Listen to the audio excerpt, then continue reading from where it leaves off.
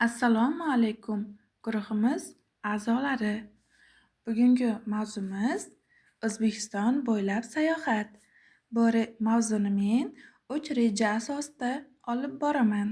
Birinchi rejamiz O'zbekistonning eng qadimiy joylari. Ikkinchi rejamiz O'zbekistonning turistik zonalari. Uchinchi rejamiz O'zbekistondagi qo'riqxonalar. Maqsadlar: ta'limiy maqsad, tarbiyaviy maqsad, rivojlantiruvchi maqsad. Bu maqsadlarni biz birlashtirsak, o'quvchini barkamol inson, barkamol shaxs bo'lib yetishishida katta ahamiyat kasb etadi. O'quvchilarga O'zbekistonning eng qadimiy tarixiy joylari haqida aniq, ilmiy va tarixiy ma'lumotlar berish.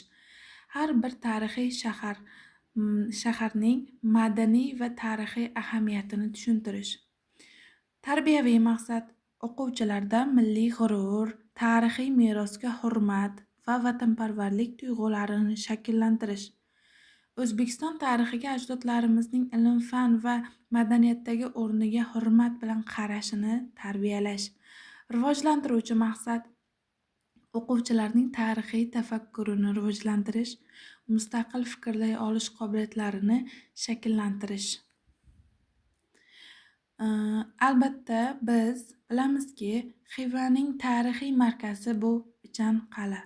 Butunlay saqlanib qolgan yagona qadimiy shahar hisoblanadi. Arxeologik ma'lumotlarga ko'ra, uning tarixi miloddan avvalgi 6-asrga borib taqaladi. Afsonaga ko'ra, uni Som payg'ambarining o'g'li Ham qurdirgan. Ichan qal'a butunlay YuNESKOning Butunjahon merosi ro'yxatiga kiritilgan. Buxoro shahri ham juda qadimiy hisoblanib, uning ham nomi sanskrit tilidagi vihara, ya'ni ibodatxona so'zidan olingan.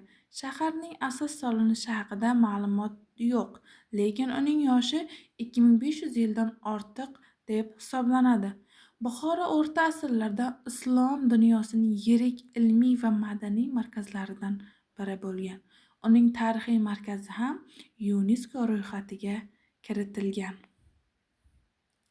Samarqand dunyodagi eng qadimiy shaharlardan biri bo'lib, miloddan avvalgi 8-asrda, taxminan bundan 2750 yil oldin asos solingan.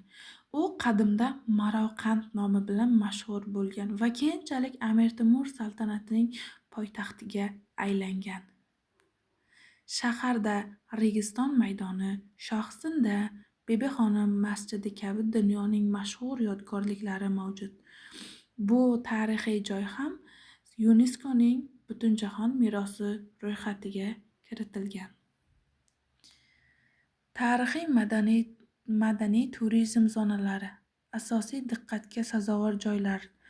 Bularga Samarqand, ya'ni Sharq durdonasi hisoblanadi. Diqqatga sazovor joylardan biri Registon maydoni, Shohsinda, Bibixonim, Amir Temur maqbarasi, Ulug'bek rasadxonasi. Biz bilamizki, Ulug'bek rasadxonasi aynan turistlar uchun qiziq va ular uchun bir turistik zona bo'lib qolgan. Ya'ni unda rasadxonada yulduzlarni ko'rish mumkin. Farg'ona vodiysi.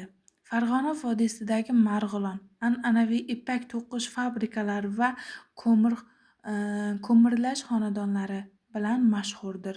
Rishton, Qo'qon, Zomin-tog', O'gam-Chatqol milliy bog'i Toshkent viloyatida joylashgan. Tog' daryolari, sharsharalar, qadimiy archa o'rmonlari, piknik va trekking uchun ajoyib joylar mavjud. O'zbekistondagi qo'riqxonalar. Birinchisi, bu eng katta qo'riqxonalardan biri Chatqol davlat qo'riqxonasi. Bu Toshkent viloyatida joylashgan. Tashkil etilgan yili 1947-yil. Asosiy maqsadi Chatqol tizmasining g'arbiy qismidagi tog', o'rmon ekotizimlarini saqlash. Bu yerda archa, yong'oq, olma va nok daraxtlari keng tarqalgan. Qo'riqxonada tog' echkisi, qobon, bo'rsiq, tulki va qirg'ovul kabi hayvonlar yashaydi. Ikkinchi qo'riqxona Zarafshon davlat qo'riqxonasi. Joylashuvi Samarqand viloyatida, tashkil etilgan yili 1975. Uning asosiy maqsadi Zarafshon daryosi vodiysidagi qo'ng'ir ayiqni, shuningdek, Sverstov qo'yining, tog' qo'yining kenja turi, ya'ni muhim populyatsiyasini muhofaza qilish. Qo'riqxona hududida qamishlik burgut va baliqchi kabi yirtqich qushlar ham yashaydi. Biz bilamizki, qo'riqxonalardan ko'zlanadigan asosiy maqsadlar yo'qolib borayotgan hayvon yoki jonivorlarni saqlab qolish.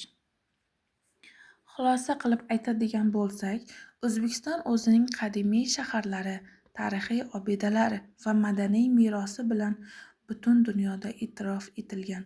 Samarqand, Buxoro, Xiva, Shahrisabz, Termiz kabi shaharlar faqatgina tarixiy ahamiyatga ega emas, balki bugungi kunda ham sayyohlar, tarixshunoslar va madaniyatshunoslar uchun qiziqarli manba hisoblanadi. Bu yodgorliklar o'tmish bilan bugunni bog'lab turuvchi ko'prik vazifasini bajaradi.